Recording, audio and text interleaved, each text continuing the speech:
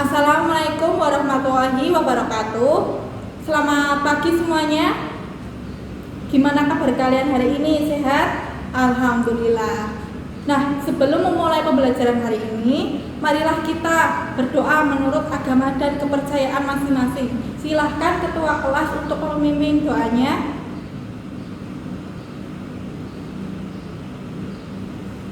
Ya, selesai. Ibu mengabsen dulu ya.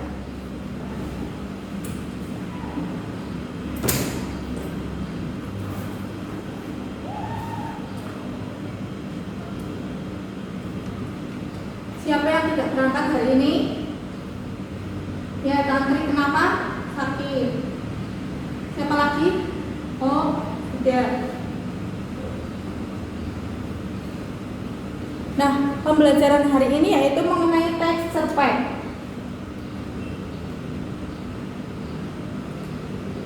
KD yang akan kita pelajari yaitu 3.9 dan 4.9. 3.9 mengenai menganalisis unsur-unsur pembangun cerpen. 4.9 mengenai mengkonstruksi sebuah cerita pendek dengan memperhatikan unsur-unsur pembangun cerpen.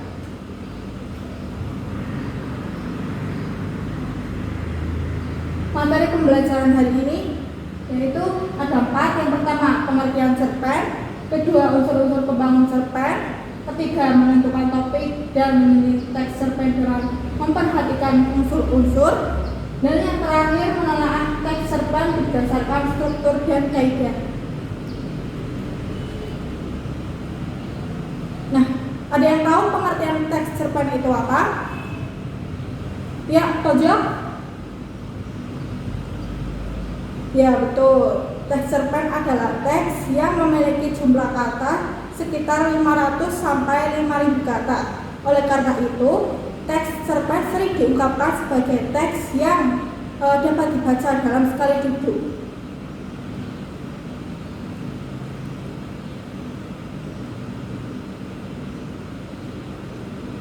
Kemudian unsur-unsur pembangun cerpen.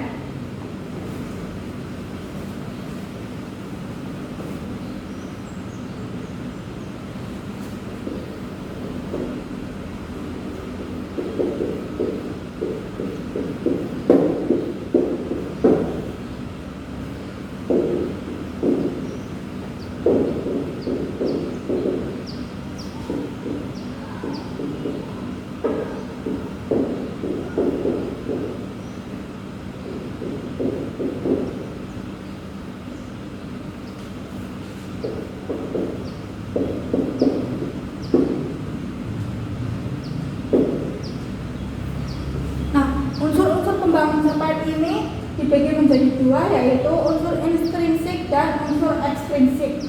Unsur intrinsik dibagi menjadi 6. Yang pertama adalah tema, kedua adalah amanat, ketiga adalah penokohan, keempat adalah alur, kelima adalah latar, dan yang terakhir adalah gaya bahasa.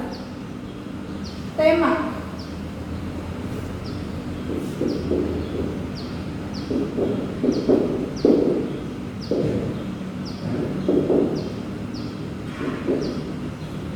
Ada yang tahu apa itu tema?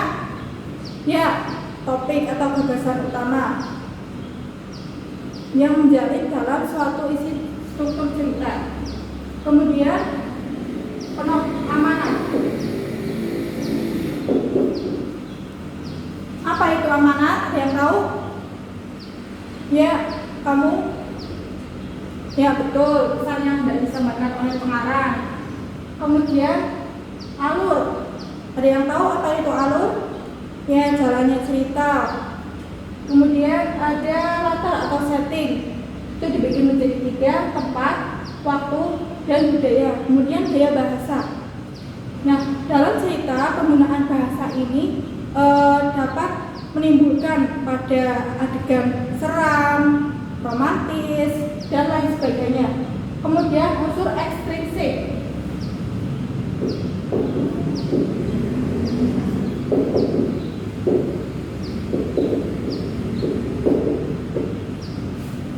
Nah, unsur ekstrinsik ini dibagi menjadi 5. Yang pertama adalah nilai sosial, kedua adalah nilai moral, ketiga adalah nilai agama, keempat adalah nilai pendidikan, dan yang terakhir adalah nilai adat. Kemudian ada kaidah kebahasaan. Nah, kaidah kebahasaan ini dibagi menjadi 3, yaitu kata ganti, konjungsi, dan kata kerja bermakna lampau. Kata ganti orang atau benda, yaitu aku, engkau, dia. Kemudian konjungsi kata penghubung atau kronologis urutan waktu, misalnya sejak saat itu, mula-mula, kemudian. Nah, yang terakhir adalah kata kerja bermakna lampau, misalnya ketika itu, beberapa minggu lalu, kemudian setelah itu.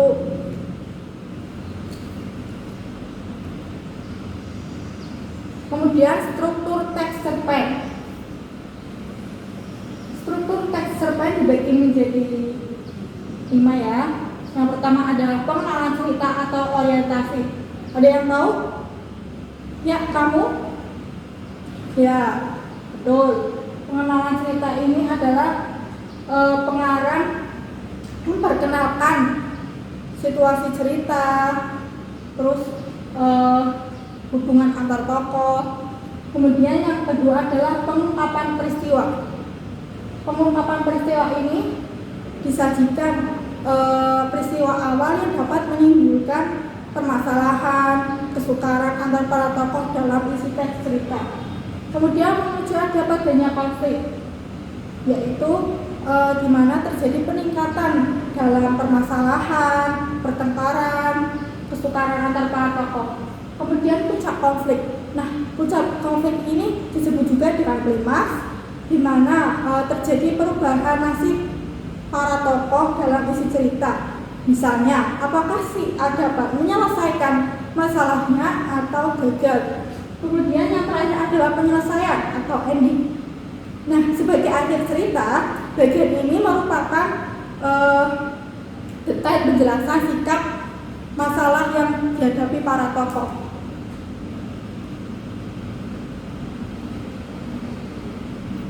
Sampai di sini paham? Alhamdulillah. Nah, kemudian menentukan topik dan menyunting teks cerpen dengan memperhatikan unsur-unsur. Menentukan topik tentang kehidupan dalam cerpen. Nah, untuk dapat menentukan topik ini kita dapat mengambil dari kehidupan sehari-hari ataupun pengalaman pribadi, pengalaman orang lain yang sesuai dengan emosi dan hati nuraninya sendiri. Kemudian menyunting teks cerpen. Nah, dalam teks cerpen atau suatu cerita pasti ada kekeliruan atau kesalahan, baik dari segi penulisannya, sistematikanya, ataupun ejaan dan baca, ejaan ataupun tanda baca. Oleh karena itu perlu menyunting teks cerpen.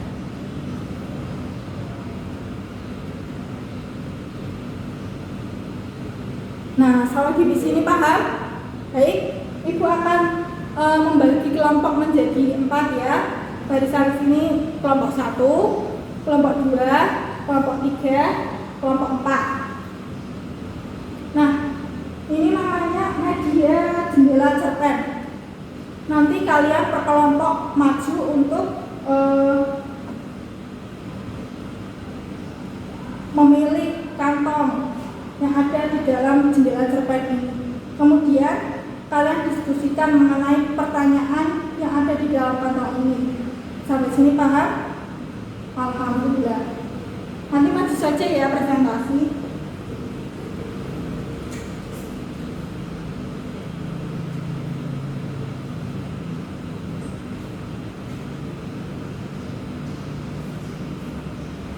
Ya, gimana Kak Tri?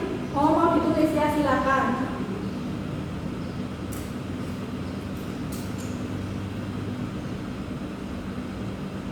Boleh dicatat ya yang ada di papan tulis.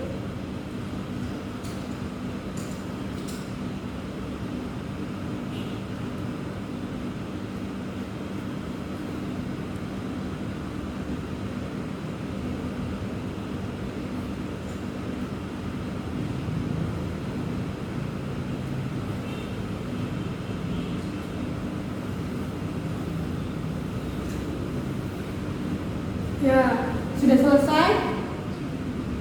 Ya, nanti maju saja ya. Kalau sudah selesai nanti bisa dikumpulkan di meja ibu. Nah, materi pembelajaran hari ini kita sudah selesai. Kita akan menyimpulkan mata pembelajaran hari ini. Siapa yang mau menyimpulkan? Ya, kamu, pojok.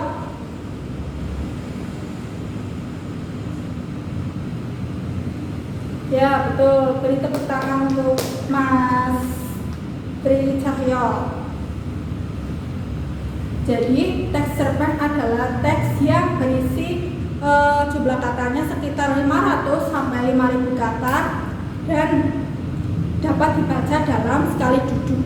Nah, dalam teks cerpen ini ada unsur pembangunnya yaitu unsur intrinsik dan unsur ekstrinsik. Kemudian ada pula kaidah kebahasaannya dan juga struktur teks cerpen agar menjadi cerita yang menarik, logis dan dapat dipahami oleh pembaca.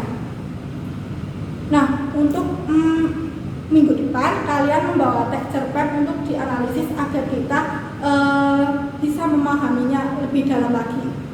Sekian pembelajaran hari ini. Apabila ada salah kata, mohon dimaafkan. Wassalamualaikum warahmatullahi wabarakatuh.